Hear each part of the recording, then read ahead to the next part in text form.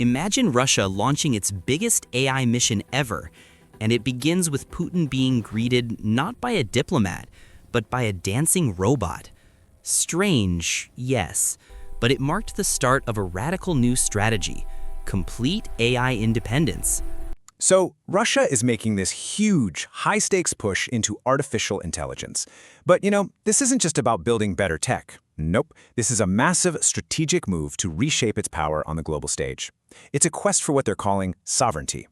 And the way this whole national strategy kicked off was, well, it was a little weird. Just picture this. President Vladimir Putin walks into a major AI conference in Moscow. And who's there to greet him? Not a person, but a dancing humanoid robot. Pretty surreal, right? But it was actually the perfect opening act for a huge announcement, one that's set to completely redefine Russia's relationship with technology. See, at that conference, Putin wasn't just there to check out the latest gadgets. He was there to lay out a whole new strategic vision. And this is a vision that goes way beyond just code and algorithms. It speaks to the very future of the nation itself. And Putin's core message? It was crystal clear. He said that Russia absolutely must achieve complete independence in AI. We're not just talking about software here. We mean everything, from the microchips and hardware all the way up to the most advanced AI models. The goal is simple: no more relying on foreign systems. Period. And this brings us to the core idea behind this whole thing: AI sovereignty. It's a really powerful concept when you think about it. It means a country isn't just a customer buying AI built somewhere else. It means being the master of your own tech destiny, able to build, deploy, and control your own AI without any outside interference. This is the absolute heart of Russia's new ambition. So, you might be wondering, why this sudden, really urgent push for sovereignty? What's the real driver here? Well, to get that, we have to look at the threats Russia believes are coming from AI developed in other countries. And if you listen to Putin's own words, you really get to the heart of the fear here. It's about way more than just tech. It's about culture. It's about ideology. The big concern is that AI models trained on Western data could start to subtly shape the worldviews of the Russian people, influencing what he calls the semantic space, basically controlling the national conversation. You can kind of think of it like two sides of the same coin. On one side, you've got all the perceived risks of using foreign AI. Potential threats to national security, losing your cultural identity, and being open to foreign influence. But then, on the other side, the goals of building your own AI become super clear. Keep your data inside your own borders, protect that values-based sovereignty, and keep a tight grip on your own national narrative. All right, so that's the why, but what about the how? How are they actually going to pull this off? Well, Russia is pouring staggering resources into making this happen. And it all starts with the one thing that powers all modern tech: energy. Get ready for this number: 38. And what's that? That's the number of new nuclear reactors Russia is planning to build. So why on earth would they need so many? Because generative AI is an absolute energy hog. The electricity needed for data centers is set to triple. And these reactors are being built for one reason: to provide the massive, stable power this new AI infrastructure is going to demand. And it's not just about energy. It's about the money. A lot of money. The Russian government estimates that by 2030, AI is going to add over 11 trillion rubles to the country's GDP. That's about 136 billion US dollars. So this isn't just some national security project, it is a massive economic bet on the future.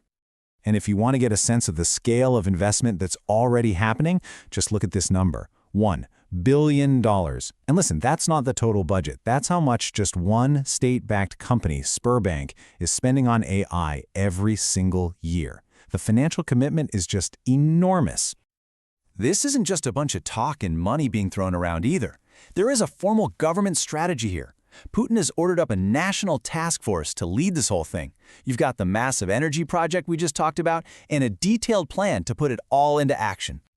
Okay, so the ambition is huge. The plan is in place. But, and this is a big but, Russia isn't doing this in a vacuum. They're jumping into a race where other players have a pretty serious head start. So how does this grand plan really stack up against the global competition? Well, take a look at this. The Global AI Index lays it out pretty clearly. The US and China are without a doubt the leaders of the pack. And Russia? They're currently sitting at rank 31. That is a very, very steep hill to climb if you want to compete with the big dogs. And that gap isn't just a number. It's made worse by some really big obstacles. Western sanctions have cut off Russia's access to a lot of key technology, especially those advanced microprocessors that are basically the lifeblood of modern AI. Relying on imported hardware is a huge weakness in a quest for sovereignty. But, and this is important, it's not all bad news for Moscow. Despite all these challenges, they've already shown some real progress. They've built their own foundational AI models like Sparebank's GigaChat, which by the way powered that dancing robot, and Yandex GPT from the tech giant Yandex. This proves they've got the grown home talent to build these complex systems from scratch. So let's take a step back. What does all of this really mean for the bigger picture? Because Russia's push for AI sovereignty isn't just happening on its own. It's a sign of a much, much larger shift in global tech and, frankly, geopolitics. What we're really watching unfold is something you could call technological nationalism. It's part of this growing trend around the world where nations are getting nervous about relying on a single global internet. Instead, they're building their own digital ecosystems, sort of like walled gardens, for strategic, economic, and cultural reasons. And just to hammer the point home, a final directive from Putin leaves absolutely no room for doubt about the endgame. When it comes to the most sensitive parts of the government, national security, intelligence operations, there will be zero tolerance for foreign tech. It's non-negotiable. Those operations have to be run on sovereign, Russian-built AI. So this all leads to a huge question for all of us.